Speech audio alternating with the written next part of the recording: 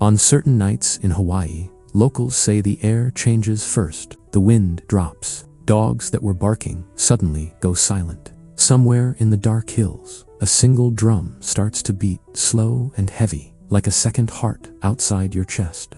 Then come the other sounds. A conch shell, blown in one long, shivering note. Voices chanting in a language older than the tourist brochures. And, far up the slope, a moving line of orange lights, like a row of torches walking by themselves. This is when people who grew up with the stories will tell you to move. Get inside if you can. Get off the trail. And if you are already in their path, there is one rule that comes before all the others. Do not look at them. Lie face down, eyes to the dirt, and wait. In Hawaiian, they are called huakaʻi, the night march. In English, most people know them as the night marchers. These are the ghostly processions of ancient warriors, chiefs, and attendants who still walk the routes they once guarded in life. According to legend, they march along old trails between heiau, battlefields, and burial grounds. Some tellings say they appear on nights tied to particular gods. They move at sunset, before sunrise, and most fearfully when the moon is dark. You rarely see their faces first. You sense them. Heavy footsteps where no one is visible. The smell of sulfur or sea salt on a wind that does not seem to blow. The drumbeat getting closer. The chant getting clearer. It is as if the island itself is remembering an old command to march. Then, out of the dark, the line appears. Warriors in feathered cloaks and helmets, spears and clubs catching the torchlight. Some stories say they march in full regalia. Others say they are only shadows around the flames. Either way, they do not slow down for the living. In older times, the idea behind this was brutally clear.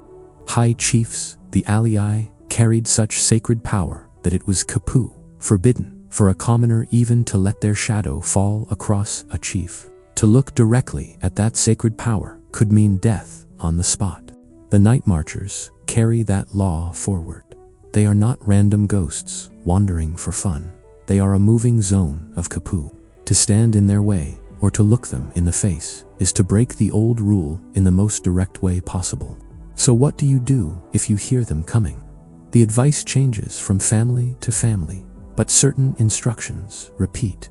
Get out of their path. Do not speak. Do not whistle. Do not use a flashlight. If you cannot escape in time, lie flat on your stomach with your face to the ground and stay very still. Some elders add more. Strip down as a gesture of humility. Close your eyes. Some say even urinate on yourself, not as a joke, but as a way of stripping away ego. Anything that shows you are not a threat, not a rival chief, not someone claiming equal rank. There is one exception that travels with the story. If you share blood with someone in the procession, if an ancestor of yours marches among them, they may recognize you and protect you. In some versions, a marcher relative steps out, calls your name, and you are spared. In a few tellings, if you know the right family chant, an oli, you can speak it softly as they approach. If your genealogy is real and recognized, that chant becomes your shield. The march does not stop. It simply bends and passes around you as if you were already accounted for. People often talk about the night marchers on Oahu, in valleys like New Uanu or Kahana, at Kieana Point, at old battle sites and temple platforms, half hidden by modern roads. But stories exist on every major island. There are tales of torches moving down impossible cliffs or straight through modern buildings, as if the walls were never there.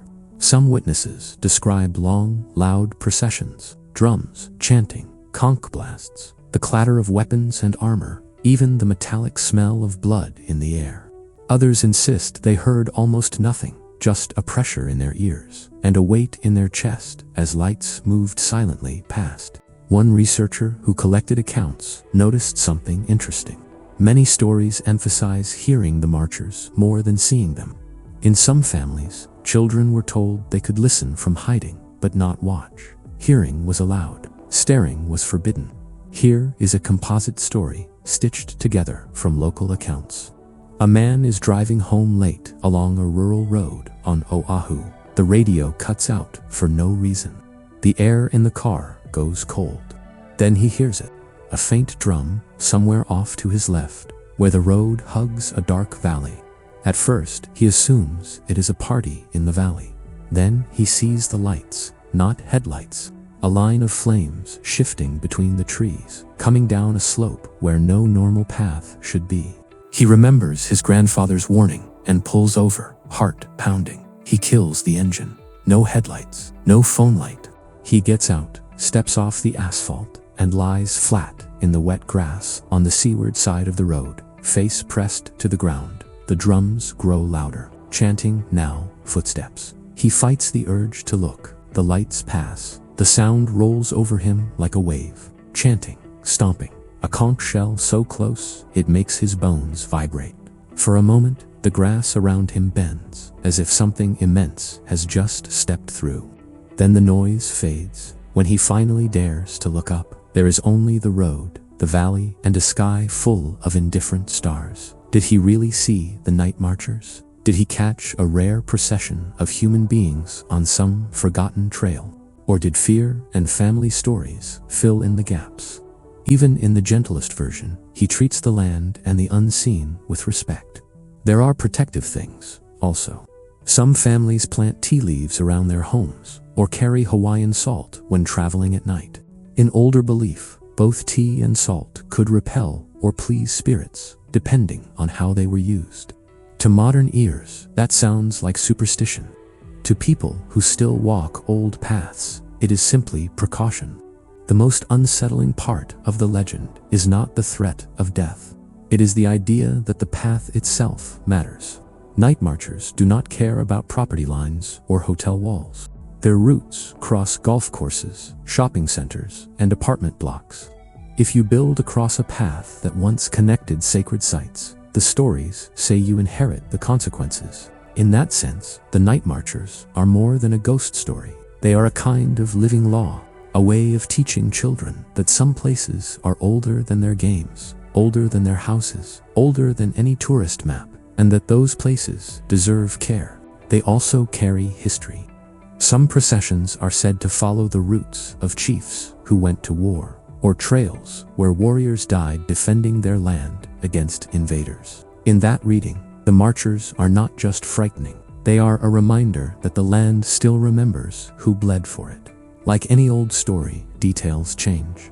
Some versions are exaggerated for tourists, others are folded into horror movies. But if you listen to locals who treat the legend seriously, a pattern appears. It is less about jump scares and more about boundaries between life and death, chiefs and commoners, sacred and casual, visitors and hosts. So if you ever find yourself walking in Hawaii on a moonless night, and the air goes still, and the dogs stop barking, and you hear drums where there should be none, remember, this is not your movie. It is someone else's battlefield, someone else's temple road. The safest thing you can do is the oldest thing. Step aside, lower your head, let the story move past you. Not because you are certain ghost warriors are coming, but because you understand that on these islands, the past does not always stay buried. Sometimes it chooses to walk in formation. Whether you believe the night marchers are real or not, they leave you with a simple question. What paths are you walking on, and who walked them first? For the people who still tell this story, that question is the real warning and the real blessing.